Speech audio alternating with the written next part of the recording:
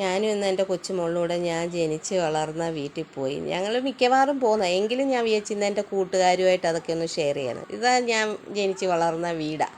ഇപ്പം ഞങ്ങൾ അവിടെ അല്ല താമസിക്കുന്നത്, കുറച്ച് അങ്ങോട്ട് മാറി എൻ്റെ ആങ്ങളെയും നാത്തൂനും വീട് വെച്ച് അവിടെ എൻ്റെ അമ്മ താമസിക്കുന്നത്. ഇതെൻ്റെ അച്ഛൻ ജനിച്ച് വളർന്ന വീടാണ്. ഇതെൻ്റെ ആങ്ങളയുടെ മോളാണ്. അപ്പോൾ അച്ഛൻ്റെ കുഞ്ഞിലേ വെച്ച വീടാണ്, എങ്കിലും ഇപ്പോഴും ഒരു കുഴപ്പവുമില്ല. അവിടെ താമസിക്കുന്നത് ഇപ്പോൾ അപ്പച്ചിയും കൊച്ചുമോളുമാണ്. അപ്പച്ചിയുടെ മക്കളും മരുമക്കളും ഒക്കെ ഗൾഫിലാണ്. അപ്പോൾ അതിൻ്റെ അപ്പുറത്തായിട്ട് അവർ വലിയൊരു വീട് വെച്ചിട്ടുണ്ട്. എങ്കിലും അപ്പച്ചി ഇതിനകത്താണ് താമസിക്കുന്നത്.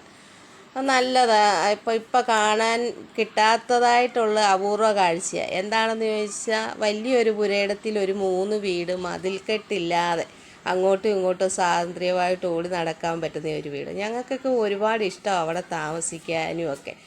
കാരണം അങ്ങനെ ഇപ്പം എങ്ങും ഇല്ലല്ലോ, എല്ലാവരും ഓരോ മതിലിനകത്ത് ഒറ്റയ്ക്ക് താമസിക്കുന്നവരല്ലേ. അപ്പോൾ ഞങ്ങളുടെ അച്ഛൻ എൻ്റെ കുഞ്ഞിലേ മുതൽ ഞാൻ കാണുന്ന ഒരു മരത്തിൻ്റെ തയ്യോ ഒരു ചെടിയോ വെച്ചാൽ അതേലാണെങ്കിൽ ഒരു കൊടിത്തണ്ടിടും കുരുമുളകിൻ്റെ. അപ്പോൾ ഈ മരം വളരും തോറും കുരുമുളകിൻ്റെ തൈയും വളർന്ന് അതേ കുരുമുളകുണ്ട്. ഇഷ്ടം പോലെ കുരുമുളക്, ഒത്തിരി മരത്തേലുണ്ട് കുരുമുളക്. ഇപ്പം കുറേയൊക്കെ ഉണങ്ങി എങ്കിലും ഉണ്ട്. അപ്പം ഞാൻ വിചാരിച്ചെന്നാൽ കുറച്ച് കുരുമുളക് പറിച്ചുകൊണ്ട് വരാമെന്ന് വിചാരിച്ച്. മീൻ വറക്കാമല്ലോ പച്ചക്കുരുമുളക് ഇട്ട്.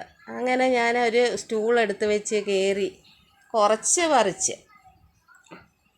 നമുക്ക് കുറച്ച് മതിയല്ലോ. അങ്ങനെ മിക്കവാറും എല്ലാ വർഷവും മിക്കവാറും ഞാൻ പോയി പറിക്കുന്നതാണ്. ഇങ്ങനെയൊക്കെ അനുഭവം ഉള്ളവരൊന്ന് സപ്പോർട്ട് ചെയ്തേക്കണേ എന്നെ.